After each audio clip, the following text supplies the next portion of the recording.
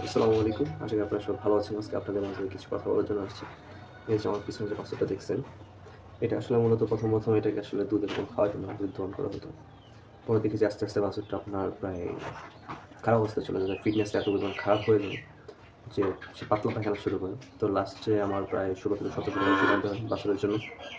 যে আসলে এটা কষ্টসাধ্য ছিল। আসলে টাকাটা বড় ছিল না। ভাবছিলাম যে আসলে এই বাছুরটা মনে হয় বাঁচাতেই পারব না। কিন্তু আলহামদুলিল্লাহ অবশেষে দেখলাম যে না মাশাআল্লাহ খুব ভালো হয়ে গেছে। তো আপনাদের কাছে আমার একটাই কথা যে আপনারা ভুল এই কাজটা করবেন না।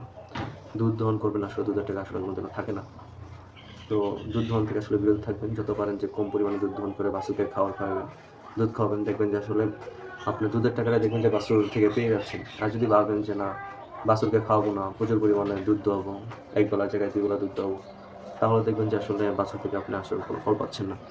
আসলে ফার্মের আসলে মূল জিনিস হলো কি জানেন? একটা আপনার আ ফার্মের একটা গাভীর বাছুর।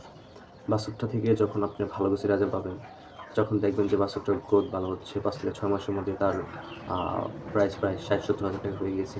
এটা বিশ্বাস করেন আপনি এই সারা বছর দুধ দহন করে বাজারে বিক্রি করে আপনি ৳১০ সেভ করতে পারবেন না। কিন্তু একটা বাছুর আপনাকে সম্পূর্ণরূপে সেভ করে দিয়ে দেবে। সো এইজন্য সবার কাছে এটা খেয়াল রাখবেন যাতে বাছুরকে অবহেলা করবেন না। কারণ বাছুর হলো আপনার ফার্মের একটা মূলধন। তো এই মূলধনটাকে আপনি যদি সেভ করতে পারেন তাহলে দেখবেন যে আপনার ফার্ম থেকে ভালো কিছু প্রফিট পাচ্ছেন। আর যদি চিন্তা করেন যে না আমি দুধ বিক্রি করব, বাছুরকে খাওয়াবো না, বাছুর তো থাকবেই। একটা সময় পরে গিয়ে বাছুরটা যখন তো আছে, দুধ সারা বছর বিক্রি করলাম, তার থেকে একটা মুনাফা পাবো। দুধ ছাড়ানি শেষ হয়ে গেলে বাছুর তো আর কিছু হবে না। বাছুরটা ৬ মাসে দাম হয়ে গেছে ৬০,০০০-৭০,০০০ টাকা। আর আপনি চিন্তা করেন যে দুধ চালানো হয়ে গেল ৬-৭ মাস পরে তখন দেখবেন যে বাছুরের দাম আছে মাত্র ২০,০০০ টাকা। তো আমার এই যে বাছুরটা দেখতেছেন, এটা আসলে বয়স এখন কত ৫ মাস।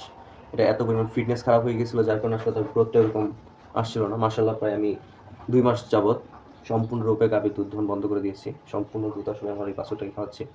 যার কারণে মাশাআল্লাহ তার গ্রোথটা ফিরে আসছে। আমি ভাবতে পারছিলাম যে তাকে বাঁচিয়ে রাখতে পারবো না। আর বাঁচিয়ে রাখলে তার থেকে আসলে ফল পাবো না। কিন্তু আলহামদুলিল্লাহ এখন মনে হইতেছে যে না, তার থেকে ভালো আসলে একটা রেজাল্ট পাবো। ইনশাআল্লাহ আর ২ মাস পরে খুব ভালো একটা পজিশনে চলে আসবে।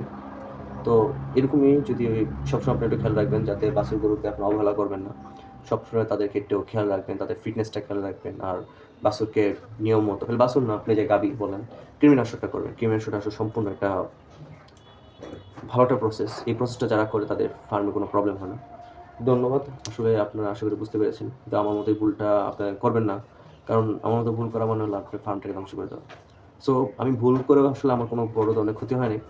তো আমার বাছুরটা মাশাআল্লাহ ভালো একটা গ্রোথ চলে আসছে। তো আমার রিস্ক নাই এখন আর। কিন্তু অনেকের আসলে সমস্যা হয়। আমার আগে এরকম হয়েছিল। বাছুরটা আসলে শুকাইতে একদম লাস্টে মারাই গিয়েছে। তাকে আর বাঁচিয়ে রাখতে পারিনি। আশা করি আপনারা বুঝতে পারছেন।